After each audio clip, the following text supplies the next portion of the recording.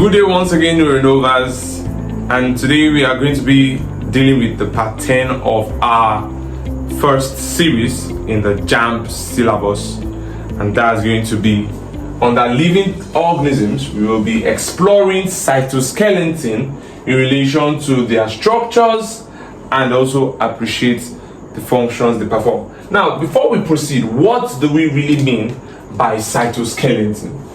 Just the same we have it when we talk about the normal human skeleton. I would say that skeleton gives shape, rigidity, and support to a living thing. That's the same thing the general cytoskeleton does. You can break this word down into cyto. Whenever you hear the word cyto, it means cell. And whenever you hear the word skeleton, you understand it simply means support system and rigidity system. You understand what I'm saying? So, cytoskeleton is simply the skeleton of the cell that wants to give rigidity. It wants to give rigidity. It wants to give shape. Are you getting that now? It wants to give support. It wants to give support and even aid movement, right, within the cell. So that's what cytoskeleton does. Now, these cytoskeleton are divided into three major materials. Are you getting that now? So we have three major types of cytoskeletal materials. And what are those three major types of cytoskeletal materials? That's what you see on the board.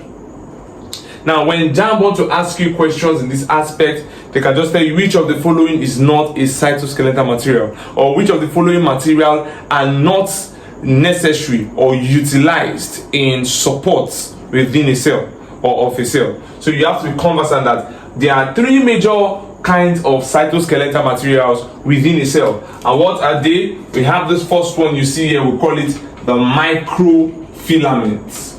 We call it the microfilament. So we have the microfilament. We also have this guy here that forms a tube long structure here, and that one they call it the intermediate filament. They call it the intermediate filament. So we said earlier, the first one we said we had the microfilament. Are you seeing it here now? And then we have the intermediate filament. It's very, very simple. It's very, very direct. You just have to follow suit. This last one you have here is called the microtubulus. The microtubulus. Are you there now? So we have the microfilament, we have the intermediate filament, and we have the microtubulus. Are we there now? This microfilament, let's start from there. This microfilament here is commonly called actin. I get it now. It's commonly called actin, or you can say that the major active protein subunit present in the microfilament is actin. That's the major subunit present in the microfilament. Now, what does actin or the microfilament do? Let's start from there. What are the functions of this component? Now, the microfilament, which contains actin, can interact with myosin. You see it now? So I say that myosin plus actin from the microfilament. So myosin can interact with actin to initiate contraction in muscle. That means it will initiate muscular contraction. And you know that we need this muscular contraction, right, for movement. We need this muscular contraction for movement. So therefore you find them more within skeletal muscles. You find them more within skeletal muscles. So this kind of sense you find them there. Good. And that's for that. So first thing here you've understood now is that actin, which is the microfilament subunit or major constituent, interacts with myosins in skeletal muscle to initiate what? Muscular contraction, which is necessary for movement. Now, what other thing does actin do? Actin contributes to a process that we call cytokinesis. Cytokinesis. Now, remember that there is this period within a cell where you have the cell trying to divide from its cytoplasm. So you have something like this, Initially, let's imagine this was a single cell initially. So you have this single cell here. So there's this point in time where this single cell wants to divide into two cells, and it will form something like this, right? It forms something like this. You have a furrow. That will be formed. at a particular region, that's the region of division. Now, what caused the furrow? What caused this plate to be presented in this form? Idea now is actually the what? The microfilament. So the microfilament wrapped around this region from which the cytokinesis is about to happen. Do you get that now? So it's wrapped around it, and when it's wrapped around it, guess what happens? It's just like you use your hand and you squeeze this region. What happens is that there will be a pressure that tends to pull this part of the cell to one side and also pull this part of the cell to another side. Do you get the concept there? So this process is called cytokinesis, where one cell now have divided into two cells. What initiated the division was the wrapping around of the microfilament around the what? Around the central line of the what? Of the cell. That was what initiated the cell division. So that's why we said microfilaments can also initiate cytokinesis. Okay. Another good thing that our microfilaments can do is that they can initiate what we call diapedesis. Diapedesis. Are you getting it now? So what's diapedesis? Now, imagine you have probably white blood cell. Let's say we have white blood cell, and white blood cell is something like this. There, you just have your white blood cell. You have the white blood cell now, and this white blood cells needs to pass through. Let's say this is bloodstream here in this part here. So this white blood cell needs to pass from here into the bloodstream. Are you getting that now? It can't do that based on its shape. So its shape does not allow it have that configuration to be able to pass through this this epithelial tissue into the bloodstream. So what happens is this: due to the presence of microfilament, the microfilament allows this guy to alternate its shape. Do you see that now? So it has the ability to alternate its shape so as to allow penetration through the walls of the blood vessel, and that is how it gets entry into the wall of the blood vessel. You understand what I'm saying now? So here now, this guy here gets to this point, and probably you have this tiny projection here. It will just form a tiny projection that will be able to pass through this place. You see that now? So that is happening there. You can see, due to its ability to alternate its shape, it's now able to gain access into the other side. So this process continues, repeated alternation of shape that allows it to penetrate through the wall of the blood vessel.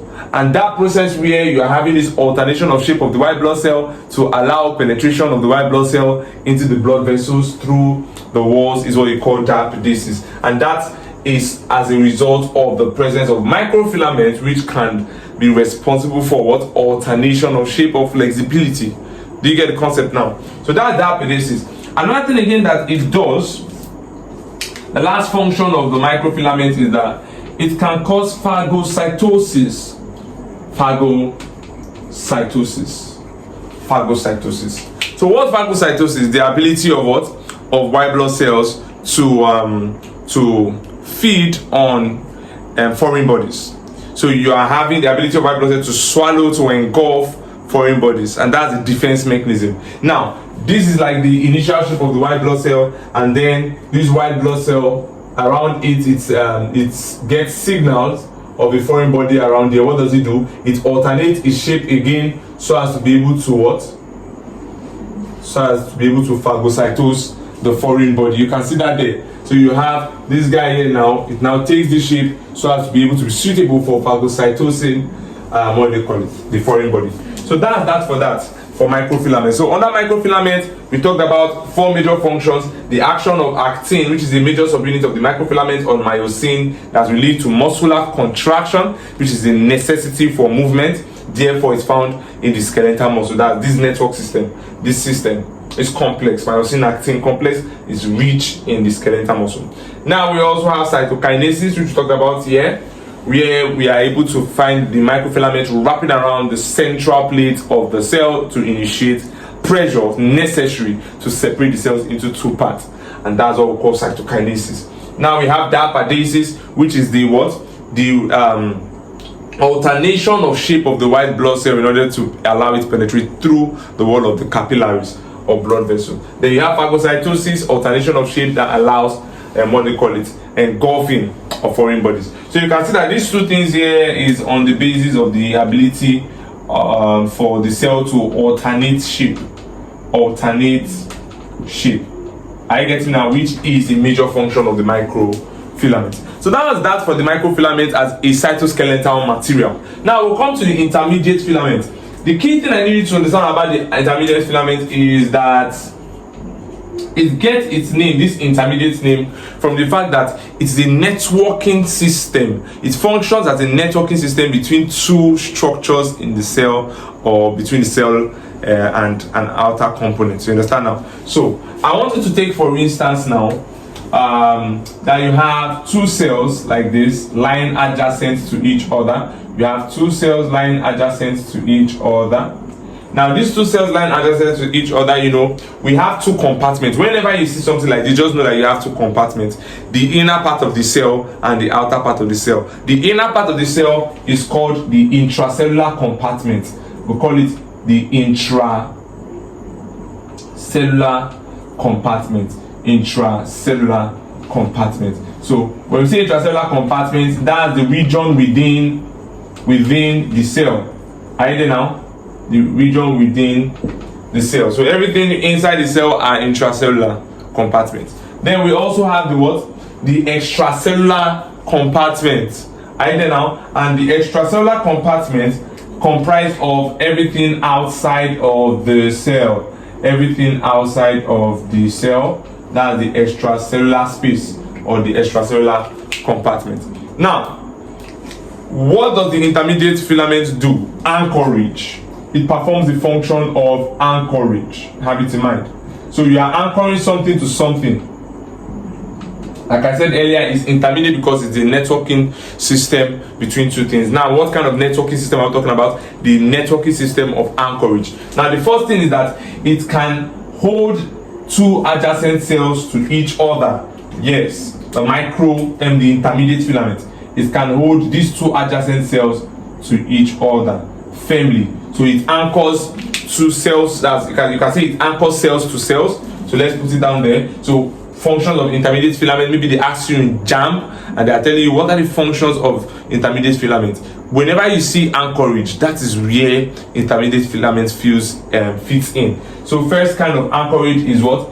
It can anchor cell to cell, where two cells are being held together. Another thing again it can do is that it can anchor cell, maybe this cell here, maybe this cell here.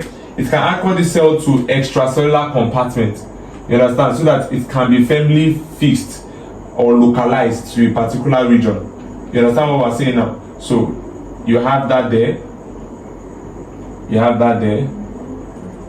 You know, this thing plays a role like in immunity. There are some cells we call monocytes. Those monocytes, by the time they migrate to specialized region, they localize in those specialized region. They don't live there. So for those kind of cells to remain there permanently, it means something is holding those cells to that localized region, to that extracellular space. And who is doing that? Intermediate filament. So in this case here now, where the anchorage is between the cell and the extracellular compartment, then you will write it there that it anchors cell to extracellular compartment. So we're saying it anchors cells to extracellular compartment, ECC. You understand? ECC anchors cells to extracellular compartment. So I want you to note that down. Another thing again it does is this. Remember, like within the cell, you have organelles. You have organelles, all sorts of organelles. You have mitochondria, you have lysosome, you have nucleus somewhere there. You understand? In the cell, different kind of things in the cell. So those things in the cells are not just floating up and down, right? They're not just floating up and down. Something holds each of those organelles fixed to a particular point, and that is also the intermediate filament. In this case, now it is holding what? Organelles to what? To cytoplasm. It's keeping the organelles firm within a specific region of the cytoplasm. So you can say cells to because the cytoplasm is still of the cell. So we can say it's anchoring organelles to the cytoplasm of the cell. So you can see that now. So the third thing, which is the last thing the intermediate filament does, is that it anchors what? It anchors organelles. It anchors organelles such as mitochondria, lysosome, and all those things. So it anchors organelles to where? To cytoplasm, to the cytoplasm of cells. So you are anchoring what they call it, organelles to the cytoplasm of the cell. Very simple, very direct. So intermediate filament, that's this function there, is all about anchoring. Now let's come here now, microtubulus. Now microtubulus, just like when we talk about microfilament, the major subunit of the microfilament was actin, right? In microtubulus, the major component or protein subunit of the microtubulus is tubulin. Very, very interesting, very straightforward, right? Tubulin, just as the name implies, tubulin. All right, good. Let me just demarcate this for clarity's sake. So tubulin here now is this structure here. What is the major function of tubulin? Microtubulus, which contains tubulin, performs the function of cell division. It contributes to cell division. Now, how? Now, during metaphase of the mitosis division, something happens there where you have cells like this, right? So you have, let me do that here. So you have chromosomes line up like this. There's a chromosome like this, right? They line up like this, and at this center here, which we call the centromere, right? So during that phase, there is this point in time when we know, they are numerous in number, about a number of chromosomes like that line up at the equatorial plates during metaphase. If you recall vividly, you have these lines here,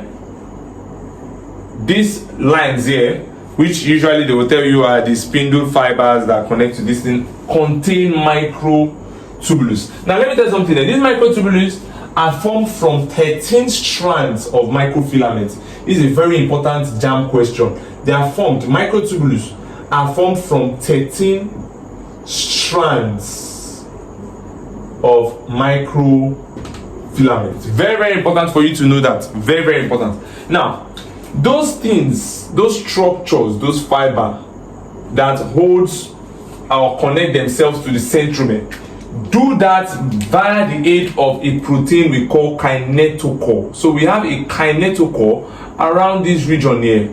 Let me use red to signify that.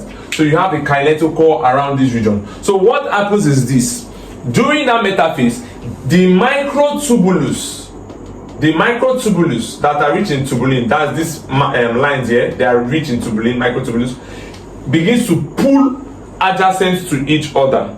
They pull in opposite directions, and when that pulling happens, it's doing what? It is separating these chromosomes into what we call sister chromatids. So you have something like this from there. Instead of the diagram to look like this, each one will now stay on its own.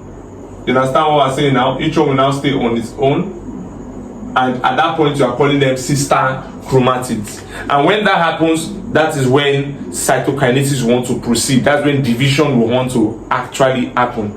Are you there now? So that's why we said it contributes to cell division by doing what? By helping to do what?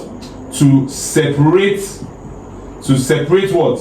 What is separating? Is helping to separate chromosomes. Is helping to separate chromosomes into what? Into sister chromatids. Yes.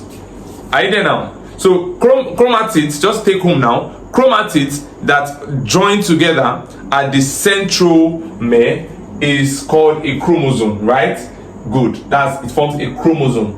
So when they do that, the microtubulus usually we connect to that centromere through a protein called kinetochore. So during cell division metaphase, that microtubule start pulling in opposite direction and separate the sister chromatids into two parts, which is a necessary part in cell division. So in mitotic cell division. So very good, you take note of that. Another thing again that the microtubulus does is this. I want you to look at this guy here, right on the top and bottom part of the microtubulus. They are important structures. They are very important structures. Yes. This guy here is called dynein. It's called dynein. You see, when JAMB asks OBJ questions, you need to be very knowledgeable and very vast, because biology is very wide. You understand? You have to be very vast so as not to be taken up your heels suddenly. You have to know what you are doing and be very, very detailed. You understand what I'm saying now? So, good. This guy here is called dynein. It's called dynein. It's called dynein. Yes.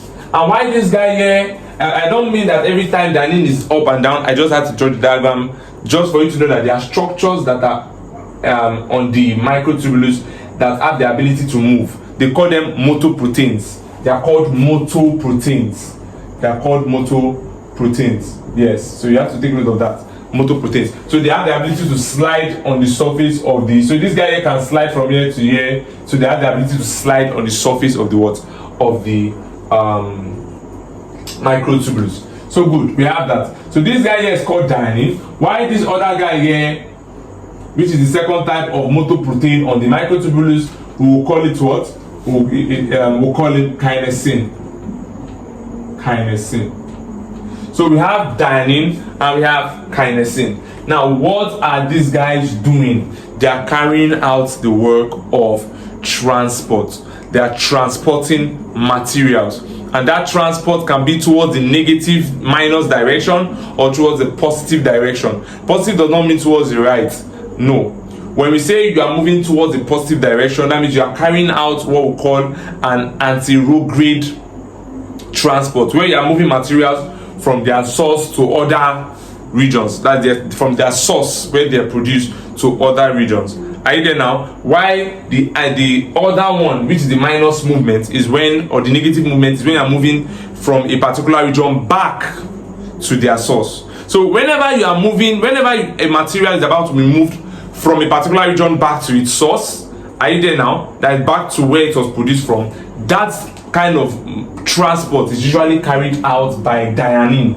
You have to know this. It's usually carried out by dynein. So dynein does the negative transportation. It does the negative transportation. That negative transportation, we call it retrograde transport. So I will put it here now. So we are saying that there is the presence of motoprotein. You can see that now. There is presence of motoprotein, right?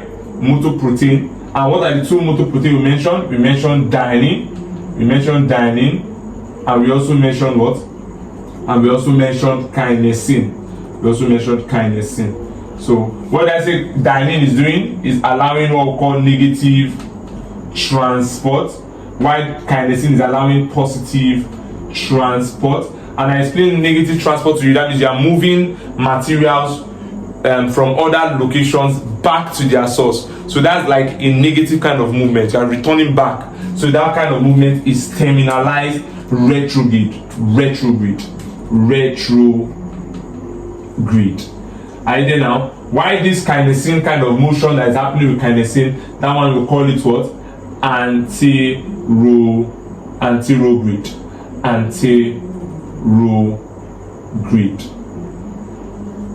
Let me just write it so you can see the spelling clearly. So I said it's called anterograde.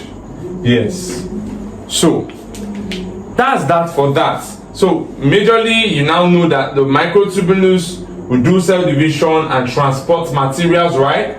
And here now you also know that intermediate filament is basically about anchorage, and in this region here, cytoskeleton, which contain actin, is more about diapedesis, phagocytosis, cytokinesis, and muscular contraction by the action of myosin and actin. So neuronovas, I believe we have been able to dissect this concept of cytoskeleton. Do well to subscribe to the channel and click on the notification bell so that whenever we drop content like this, you'll be able to get notified. Also, if there is any issues with any aspect we discussed, you can drop your questions on the comment sections and we'll respond to them duly. All right, do have a lovely day.